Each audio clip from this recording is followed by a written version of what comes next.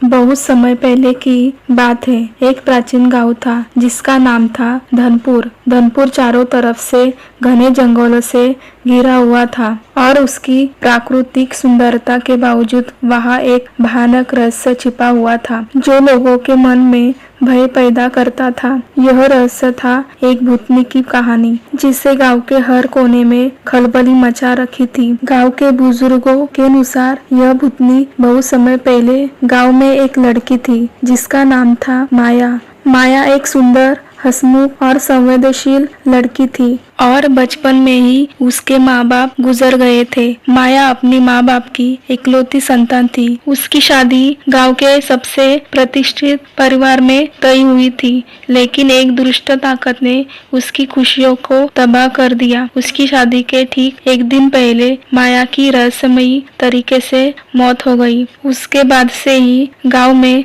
अजीब और भयानक घटनाएं होने लगी। लोग कहते थे कि चांदनी रात में एक सफेद साड़ी पहने लंबे काले बालों वाली स्त्री गांव के चारों तरफ मंडराती है। उसकी आंखें चमकती है और उसके चेहरे पर एक गहरी उदासी दिखती है। गांव के पुजारी पंडित हरिनाथ ने बताया, मैंने खुद माया की आत्मा को देखा है। उसकी आंखों में गहरी उदासी और डर दिखता है। गांव के कुछ साहसी युवकों ने एक बार उस आत्मा से मिलकर सच्चाई जानने की ठानी।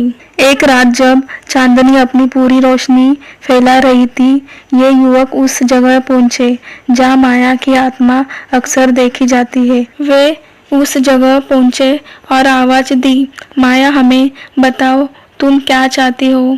अचानक ही माया की आत्मा प्रकट हुई। उसकी आंखों में आंसू थे और उसने कहा, मेरी आत्मा को शांति नहीं मिली है, मुझे न्याय चाहिए। युवकों ने हिम्मत करके पूछा, हमें बताओ हम क्या कर सकते हैं ताकि तुम्हारी आत्मा को शांति मिले। माया की आत्मा ने कहा, मेरी मौत कोई दुर्घटना नहीं थी, मुझे मार दिया गया था।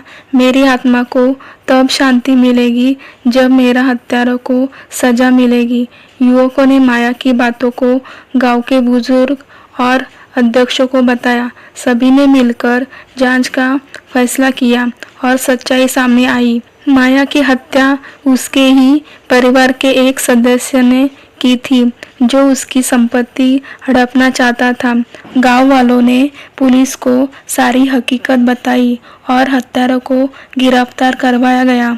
माया की आत्मा को आखिरकार न्याय मिला और वह अपने शांति के निवास की ओर चल गई। उसके बाद से ही गांव में भूतनी की घटनाएं और उसकी प्रकट होने की खबरें आनी बंद हो गई। गांव के लोग फिर से अपने सामान्य जीवन में लौट आए। इस प्रकार भूतनी की कहानी ने लोगों को सत्य और न्याय की शक्ति दिखाई। माया की आत्मा को और गांव फिर से सुख शांतिपूर्ण बन गया। दोस्तों, ये कहानी आपको कैसी लगी प्लीज कमेंट करिए और सब्सक्राइब जरूर कीजिए।